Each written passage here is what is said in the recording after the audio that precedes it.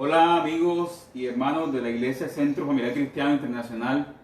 Buenos días, ¿cómo amanecieron? Que el Señor les continúe bendiciendo en esta preciosa mañana de hoy, Domingo de Ramos, tradicionalmente Domingo de Ramos.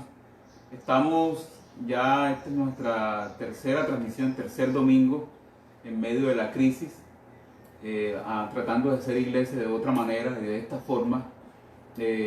Nos acompañamos desde nuestra casa. Dana, que está allí detrás del celular, mi esposa Berledis, mi hija María José, que está en el coro, y yo, que estoy aquí pensando y reflexionando la fe, tratando de mirar cómo el Evangelio ilumina estos tiempos tan complejos que nos ha tocado vivir en este tiempo, valga la redundancia. Entonces vamos a orar, luego mi esposa tiene una lectura, luego cantamos y pensamos algo de la palabra. No queremos, el criterio que estamos usando es, no queremos caer en cierto informacionismo, es decir, exceso de información. Creemos que ustedes tienen los elementos necesarios para una vida devocional, personal, familiar, y nosotros estamos más bien dirigiendo algunas líneas gruesas de pensamiento, de reflexión, sin rayar en el exceso de información, de grabación o de videos, o como se le quiera llamar. Entonces vamos a orar y les invito ahí en sus casas a orar y entregamos en manos del Señor este tiempo de media hora, 40 minutos más o menos que vamos a estar aquí. Padre, te damos gracias por este momento, por este tiempo. Gracias por tu amor, por tu misericordia, tu cuidado. Gracias por cada mujer, por cada hombre, por cada niño, por cada adolescente que a esta hora se conecta desde la casa y nos ve, nos escucha. Gracias por la posibilidad de hacer comunidad de esta manera, en esta mañana. Pedimos que tu Espíritu Santo nos acompañe, que tu Espíritu Santo venga de manera muy especial y nos reconforte, nos anime, nos dé la fuerza necesaria para avanzar, para seguir adelante. Padre, en tus manos encomendamos este tiempo, en el nombre de Jesús, nuestro Señor. Amén. Leemos entonces, tenemos una lectura de la palabra esta mañana. Buenos días, hermanos, amigos que desde casa nos están viendo. Muchas bendiciones.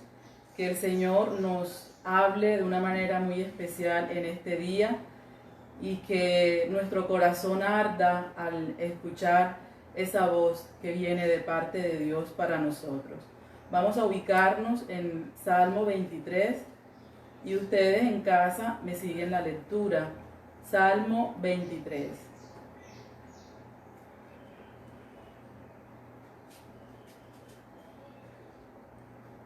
Leo: el Señor es mi pastor, nada me faltará. En lugares de verdes pastos me hace descansar. Junto a aguas de reposo me conduce. Él restaura mi alma, me guía por senderos de justicia, por amor de su nombre. Aunque pase por el valle de sombra de muerte, no temeré mal alguno, porque tú estás conmigo. Tu vara y tu cayado me infunden aliento. Tú preparas mesas delante de mí en presencia de mis enemigos. Has ungido mi cabeza con aceite, mi copa está rebosando. Ciertamente el bien y la misericordia me seguirán todos los días de mi vida, y en la casa del Señor moraré por largos días. Amén. Amén. Que hermano, que la misericordia del Señor este día te alcance. En medio de tanto mensaje de terror, en medio de tanto mensaje de angustia, incluso en medio de tantas personas que de pronto con buenas intenciones han cogido la Biblia para infundir terror, la misericordia y el amor del Señor esta mañana te alcance a ti y alcance a los tuyos. No queremos aquí ignorar el mal, pero sí queremos voltear un poco la cara del asunto y empezar a pensar en la esperanza y en la confianza en nuestro Señor. Vamos a cantar dos canciones. Les invito allí a unirse en sus casas que el Señor nos visite de manera especial. Quiero estar en tu presencia y poderte contemplar.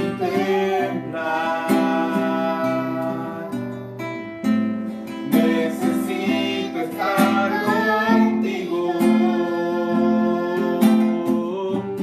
Necesito adorar. Quiero estar en tu presencia. Quiero estar en tu presencia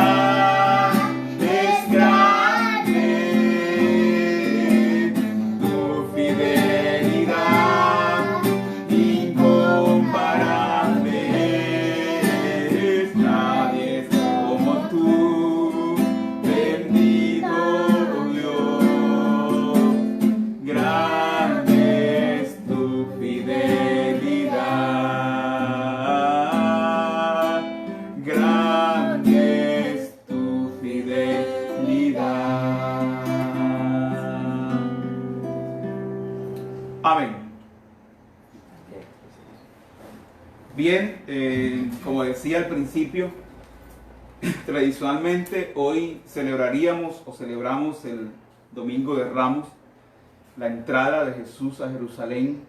Y quisiera entonces esta mañana, en este tiempo que hace falta,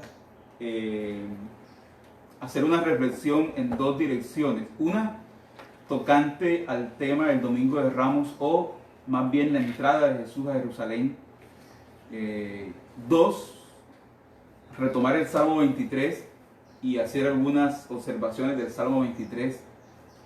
Tanto la una como la otra, creo, tienen el propósito de iluminarnos en estos tiempos de crisis, pero también, sobre todo, iluminar la fe en el Señor. Se dice que Jesús entró triunfalmente un domingo a Jerusalén, pero entró triunfalmente a Jerusalén en un burro. Y aquí hay un asunto o dos asuntos mutuamente excluyentes o contradictorios entre sí.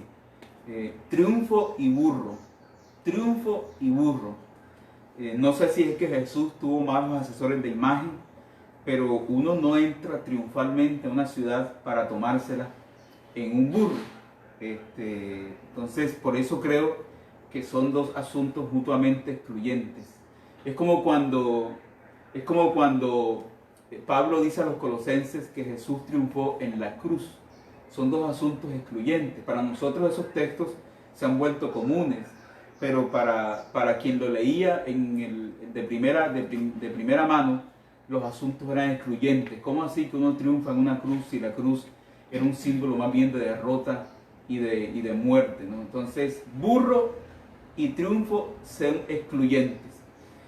Dos procesiones, leyendo literalmente lo que tengo en mis notas, dos procesiones entraban en Jerusalén el día de primavera, más o menos del año 30. Era el comienzo de la semana de Pascua, o la semana más sagrada del año judío. Una procesión era la de los campesinos, la otra era la procesión imperial. Desde el este, Jesús iba montado en un burro y bajaba del monte de los olivos, aclamado por sus seguidores. Lo encontramos en Marcos capítulo 11, por ejemplo, o en Lucas capítulo 22. Desde el este, Jesús bajaba en un burro del monte de los olivos, aclamado por sus seguidores. La procesión militar de Pilatos desde el oeste era una demostración tanto del poder militar romano como de la teología imperial de Roma. ¡Viva Roma! Era el grito de aquellos que acompañaban la procesión del prefecto Pilato. ¡Viva Roma! Era el grito de los opresores. Y por otro lado, ¡Hosana! ¡Hosana! Era el grito de quienes acompañaban a Jesús. Es decir, era el grito de los oprimidos. La palabra, la voz, la declaración Hosana es un grito o por liberación. La declaración Hosana significa libéranos o sálvanos. Entonces, dos procesiones entraron a Jerusalén ese día. Una del este, Jesús en un burro. Otra por el oeste, el prefecto romano Pilatos en su corset, tal vez blanco, rodeado de soldados, espadas en sus manos, haciendo gala de la teología imperial, pero también del poder imperial de Roma. Por un lado, viva Roma, y por otro lado, Hosana, libéranos. Y sería muy bueno preguntarnos en este tiempo, a partir de lo que dije, dos procesiones entrando a Jerusalén ese día, sería muy bueno preguntarnos en qué procesión nosotros estamos. ¿En qué procesión estamos nosotros? ¿O en qué procesión queremos estar? ¿Estamos en la procesión de Roma, el poderoso? ¿O estamos en la procesión de Jesús, el que salva desde la debilidad, desde la entrega y desde el perdón? Jesús parodió aquellos emblemas de poder y prestigio de su tiempo. Es decir, de una u otra manera, cuando Jesús entraba en un burro por el otro extremo de la ciudad, mientras Pilatos entraba en un caballo al otro extremo, Jesús estaba haciendo una versión burlesca, por decirlo así, de ese poder que se creía divino y dispensador de los favores de la divinidad. Jesús parodió a los emblemas de poder y prestigio de su tiempo. Y me pregunto, ¿qué emblemas de nuestro poder Jesús parodiaría hoy? Es decir, Jesús interrumpe aquella normalidad y eso incomoda el poder religioso, incomoda el poder político, por eso lo crucifican. Eso incomoda, pero Jesús interrumpe la normalidad. Como esta crisis que nos ha sobrevenido en este tiempo ha interrumpido nuestra normalidad y creo nos invita a la conversión. Repito eso, yo creo que una de las grandes riquezas de esta crisis es la invitación que nos hace a la conversión. Si no salimos reorientados de esta crisis, creo que la crisis no valió la pena.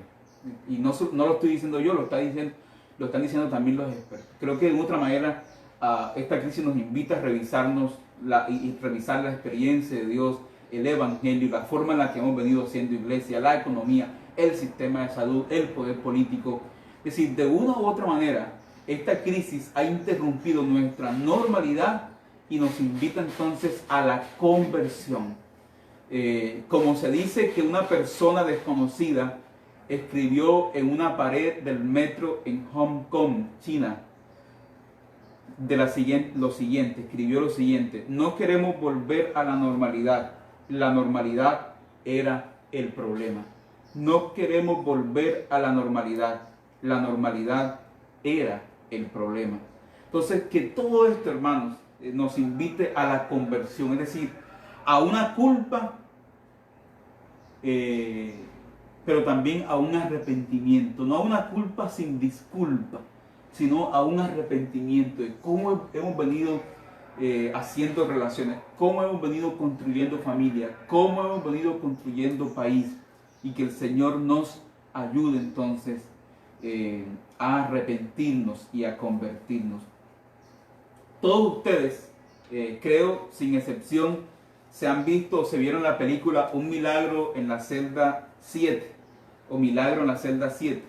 Y hay una escena que para mí es fundamental y que creo le da un giro a la película, y es la escena en donde Ova, la niña, en la cárcel, en la celda, le pregunta a cada uno de los que están allí: ¿y tú de qué estás enfermo?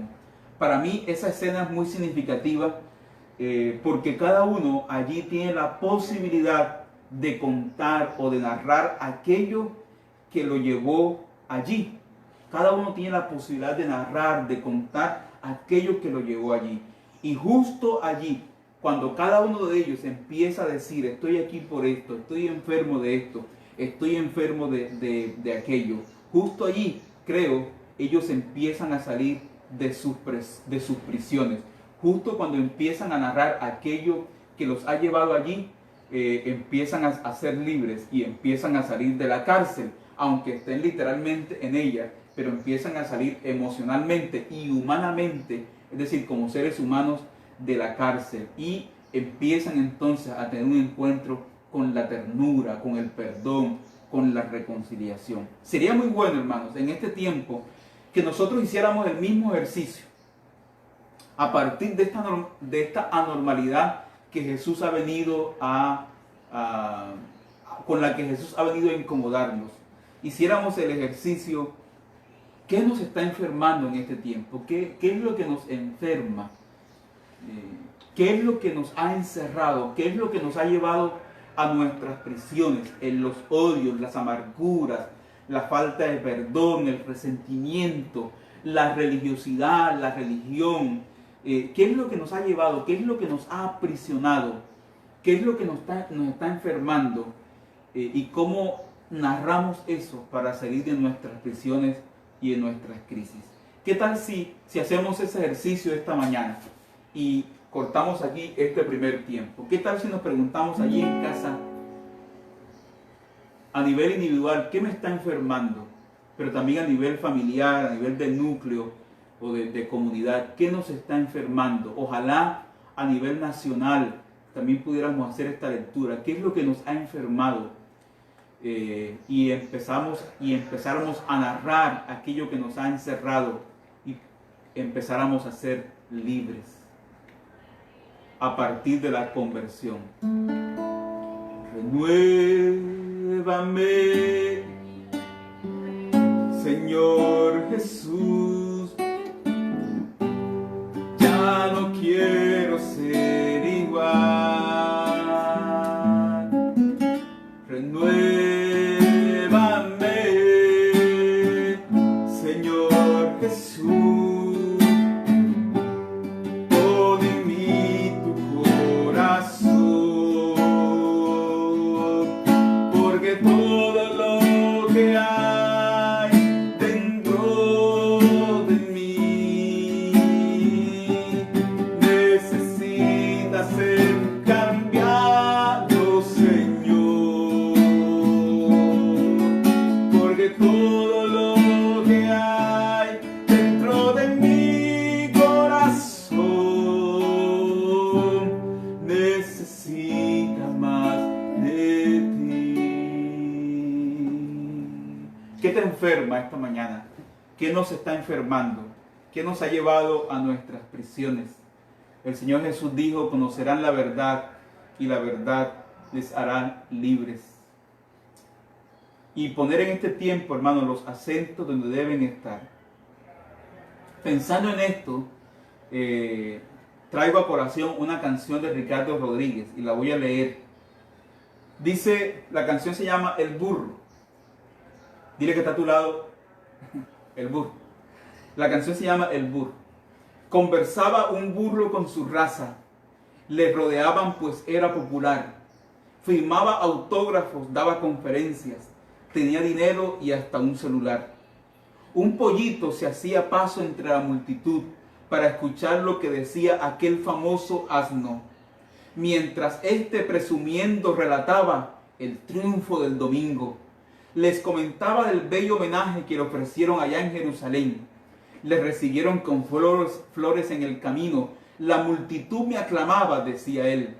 Daban voces diciendo, Hosana en las alturas, replicaba aquel pollino arrogante. El pollito llegó hasta enfrente y le dijo, ¡qué burro eres!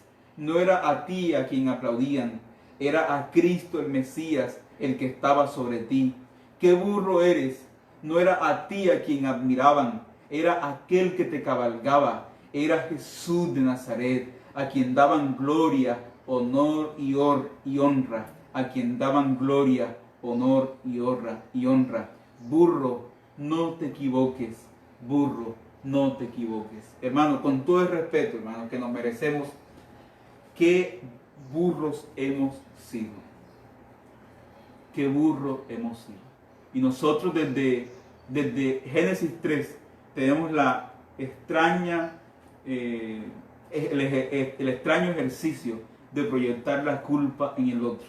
Pero otra vez, esta mañana es una mañana para preguntarnos qué nos ha traído hasta aquí, qué nos ha encerrado, qué nos está enfermando.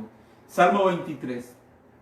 El Señor es mi pastor, nada me faltará. ¿Cuántos pueden decir, nada me faltará ahí en casa?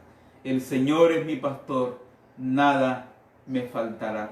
Este salmo generalmente ha sido leído como el salmo del pastor. Pero si somos juiciosos con el salmo, realmente hay dos imágenes o dos metáforas para hablar del cuidado de Dios hacia nosotros. Son dos metáforas, primero, o dos imágenes. Primero está la imagen del pastor, de los versículos 1 al 4. Allí, en esta primera imagen, Dios es un pastor y el poeta es una oveja. Pero ojo, Dios es un pastor. Recordemos que en la antigüedad la imagen del pastor no era, o el oficio del pastor no era un oficio tan significativo o un oficio que generara prestigio social o reconocimiento, sino que más bien era un oficio ruin, bajo, y que era mirado por el resto de la sociedad con recelo. ¿Se acuerdan cuando Israel va a Egipto? Egipto permite que Israel viva en las afueras, en Gosén, porque la mayoría de ellos eran pastores y cuidaban ovejas y ganado, y ellos miraban a los pastores con recelo. Entonces Dios se hace llamar pastor. No es una imagen de prestigio, ni siquiera una imagen que inspira poder, es una imagen más bien de cuidado. Pero Dios se hace llamar pastor en medio de una sociedad en donde esa imagen no era una imagen que inspiraba prestigio.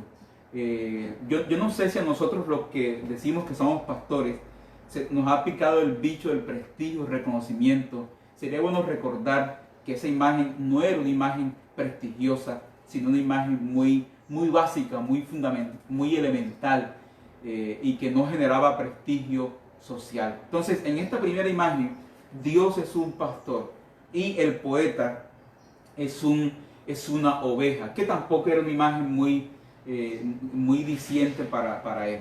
La segunda imagen es la imagen del anfitrión. Ya la imagen del pastor desaparece y ahora es la imagen del anfitrión la que da, la que se posa allí, los versículos 5 y 6, donde ya Dios no es un pastor, sino un anfitrión, y el poeta no es una oveja, sino un huésped de honor que es recibido en la casa de su anfitrión. Entonces son dos imágenes que no son imágenes que inspiran poder, no son imágenes, la imagen del rey o la imagen del emperador, sino imágenes sencillas que más bien denotan o hablan del cuidado de Dios para con nosotros. Son imágenes cargadas de realismo, de hecho, las imágenes son tan reales o tan cargadas de realismo que ninguna de las dos descarta la presencia del mal. Fíjense que en la primera imagen, la del pastor, el mal está presente en el valle de sombra de muerte. Y en la segunda imagen, la del anfitrión, el mal está presente ahora en la presencia, valga la redundancia, de los adversarios o enemigos. Entonces, no se explica la presencia del mal, no se teoriza sobre la presencia del mal, simplemente se reconoce, el mal es una realidad, está allí, no se le destruye tampoco, no es que Dios aparece como pastor con sus rayos láser y destruye el mal, sino que el mal está presente. Lo que el salmista dice es que cuando es oveja o cuando es huésped, Dios puede recibir el cuidado de Dios, muy a pesar de la presencia del mal. Y digo eso porque a veces nuestra experiencia de fe es un discurso bien elaborado que ha castrado, que ha quitado la experiencia del mal. Y a veces cuando el mal llega, cuando la enfermedad nos visita, cuando la crisis golpea la vida, entonces surgen preguntas. ¿Por qué? Porque no estamos preparados para eso. Lo que el texto dice es que la presencia del mal es una realidad. Bien, quisiera hacer al menos 3 observaciones finales sobre el Salmo. Primero es que la vida es como un viaje. La vida es como un viaje. Es un camino para andar. La vida es como un viaje. La vida es un camino para andar. Nuestro hermano Santiago Benavides dice en una canción que viajamos y que los paisajes van cambiando, pero que Dios siempre es el mismo. Podríamos decir en términos del Salmo que vamos de viaje, pero que la presencia de Dios siempre nos acompaña. No una presencia superpoderosa de un rey, un emperador, sino la presencia acogedora, acompañante y cuidadora de un pastor o una imagen sencilla de un anfitrión. Entonces, la vida como viaje se vive entre el confort o la comodidad de los pastos verdes y las aguas tranquilas y lo agreste y lo duro del valle de sombra de muerte. Entonces hay ese contraste entre el cual la vida se vive. En pocas palabras, la vida se vive entre la risa y el llanto. Dios está en la risa, pero también Dios está en el llanto. Dios está cuando reímos, pero también Dios está cuando lloramos. Dios ha estado en la fiesta de cumpleaños, pero también ha estado en la sala de velación. Amén. Dios ha estado en la celebración del culto el domingo, pero también ha estado en la sala de la clínica, en la sala del hospital. Dios estaba allí. El Evangelio dice, Dios estaba en Cristo. Dios era Cristo sufriendo, intentando o reconciliándonos consigo mismo y con Él todas las cosas. ¿Dónde está Dios? Dios también está con nosotros sufriendo en medio del dolor. Es curioso que el salmista dice, aunque ande en valle de sombra de muerte, no temeré, porque tú estarás conmigo. Noten que cambia el pronombre personal. Antes había hablado de Dios como Él, en tercera persona del singular. El Señor es mi pastor, Él es. Pero ahora, cuando está en el valle de sombra de muerte, cuando atraviesa la dificultad, ahora ya no habla de Dios como Él, ahora habla de Dios como tú. Es decir, el más cercano, tú estarás conmigo. No temeré, porque tú estarás conmigo. Sí temeré, no temeré, porque tú estarás conmigo. Es decir, entre más oscura es la noche, más cerca está Dios. Amén. Del salmista. Y el salmista se atreve a tutear a Dios. Es una espiritualidad del tú, una espiritualidad cercana. Como decía, creo que el martes, respeto, pero no comparto esa oración que se hace a Dios desde el usted. Usted, Señor, esto, usted, Señor, aquello, como si fuera un Dios distante, lejano.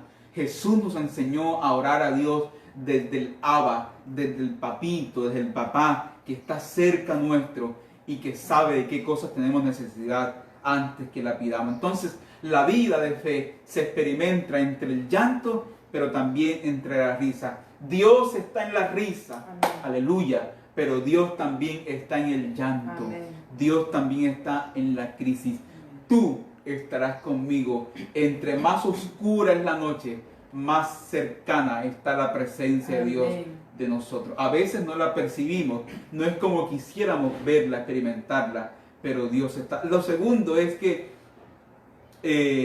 a nosotros nos enseñaron entonces, en virtud de esto, que si Dios estaba, no podía haber dolor. Y si había dolor, Dios no estaba. Otra vez, si Dios estaba, entonces todo tenía que ser color de rosa, no había dolor. Y si había dolor, entonces era porque Dios no estaba. Pero el Salmo vincula las dos realidades en una sola escena. Dios está también en el dolor. Amén. Dios también está en la crisis. No era como se nos había dicho, a veces en algunos sectores desde la fe. Si Dios está, todo tiene que salir bien. Pregúntenle al crucificado, pregúntenle a Jesús, a quien las cosas no le salieron bien según nuestros términos. Jesús ora en Jerusalén y dice, Jerusalén, Jerusalén, ¿cuántas veces quise? Noten que Jesús también vivió la frustración. Alguno puede decir en casa, pastor, ¿cómo así? Jesús frustrado. Claro que sí. Dios también se frustró en Jesús. Dios también lloró. Dios también sufrió. Dios también experimentó el rechazo y el dolor. Jerusalén, Jerusalén, ¿cuántas veces quise, pero no dejaste? Jesús también experimenta el fracaso y la frustración. Y lo último, pero antes de lo último, Dios también está en la risa, hermanos. Dios también está en el llanto. Dios también está en el que sufre. Hoy, ¿cuántas víctimas, cuántos muertos ha dejado esta crisis? Dios también está en el dolor. Y tenemos que enterrar nuestros muertos. Tenemos que llorarlos y lamentarlos, hacer nuestros duelos. Pero también tenemos que sacudirnos, levantarnos y avanzar. Porque Dios también está con nosotros. Y finalmente, el valle de sombra de muerte en el texto no es un lugar definitivo, sino transitorio. Lo definitivo es la casa del Señor. En el versículo 6 dice, y en la casa del Señor moraré por muchos días. Hablando en estos días de cuarentena, de estar en casa por muchos días, el texto usa también esa metáfora, esa figura, y en la casa del Señor moraré por muchos días. Pasa por el valle de sombra de muerte como un lugar transitorio, tal vez necesario en la vida para refinar el carácter, tal vez necesario en la vida para imprimir lecciones a nuestro carácter, tal vez necesario en la vida para fortalecernos. Pero lo definitivo es la casa del Señor, donde el salmista ya no es un morador esporádico, sino un habitante permanente de la casa del Señor. Creo que esa imagen de la casa del Señor es una figura para hablar de la plena comunión con Dios, en donde el mal está allí, pero ya no es estorbo para la relación con Dios, en donde la presencia de los enemigos no es estorbo. Él dice, unge mi cabeza con aceite, que era una forma de recibir a los huéspedes, una forma de recibirlo, porque las inclemencias del clima lo habían lastimado. Se unge con aceite para mitigar las inclemencias del clima. Era una forma de recibir comida, aceite y bebida. Tres elementos para recibir a alguien que venía caminando por el desierto. Hermanos, que el Señor nos bendiga. Hay una canción que quiero que cantemos esta mañana. Sé que muchos de ustedes la saben. El Señor es mi pastor. El Señor es mi pastor. Y nada me faltará. Su cuidado. Otra vez, no es la imagen del Dios superpoderoso, del emperador, del rey. No, es la imagen del tú, del que está cercano y que puede ayudarme, que puede fortalecerme en momentos de crisis. El Señor es mi pastor, nada me faltará. El Señor es mi pastor, en pastos delicados Él me hará descansar, junto a aguas de reposo me pastoreará, confortará mi alma, me guiará por sendas de justicia, por amor de su nombre. El Señor es mi pastor, nada me faltará, nada me faltará, nada me faltará. Por amor de su nombre. Qué bella imagen, ¿saben? Es como si, a ver, ¿cómo les digo esto? Me guiarás por sendas de justicia, por amor de tu nombre, porque está en juego tu reputación. Es decir, porque Dios quiere ser conocido como un Dios que ama, como un Dios que cuida, como un Dios que pastorea. Qué belleza, ¿no? Dios dice, uy, tengo que hacer esto, porque ¿qué van a pensar de mí? Como le dice Moisés en Éxodo, ¿qué van a pensar los otros de ti? Mira, los sacó de Egipto para hacerlos morir en el desierto. Dios dice, tengo que hacer esto, tengo que cuidar, tengo que amar, tengo que ser misericordioso, porque está en juego mi reputación, porque quiero ser conocido como un Dios que cuida, como un Dios que ama, como un Dios que tiene misericordia. Y así quiere ser reconocido en la historia, porque está en juego su reputación. Entonces, hermanos, resumamos, 2 reflexiones. Domingo de Ramos, Jesús interrumpe la anormalidad para invitarnos a la conversión. ¿Qué me está enfermando hoy? ¿Qué me enferma hoy? Pregúntate, ¿qué te está enfermando? Como pregunta Ova, la niña, a aquellos que están en prisión. Y creo empezarás a ser libre. ¿Qué te enferma hoy? Para que empieces a ser libre. Segunda reflexión, Salmo 23. Salmo 23. Dios está en la risa. pero también está en el llanto. Porque las dificultades y los momentos difíciles no niegan la presencia de Dios, sino que la afirman. Mucho cuidado, hermano, con ese discurso grandilocuente respecto de la fe. Nada nos va a pasar porque somos hijos de Dios. No es así. Cuando nos pase algo, cuando la enfermedad golpee, cuando la tragedia golpee, cuando la crisis golpee la vida, Dios también estará allí afirmándonos y fortaleciéndonos. Entonces, pero eso sí, el valle de sombra de muerte es un lugar transitorio, no definitivo. Que el Señor nos bendiga, que el Señor les bendiga y les dé una buena semana. Esta semana cumplieron años los siguientes hermanos: Adriano Angulo, Richard Arellanos, Víctor Forbes, Bertilda Zambrano, nuestro hermano Gilfredi Contreras, nuestra hermana Marta Vázquez, conocida en el bajo mundo como Marta Luz. Marta Luz está cumpliendo hoy años, está cumpliendo sus 65 hoy. Y Berledis Vuelvas también cumplió años esta semana. No sé quién será Berledis Vuelvas, una desconocida. Aquí está mi esposa. Cumplió años el 3 de abril, antes de ayer.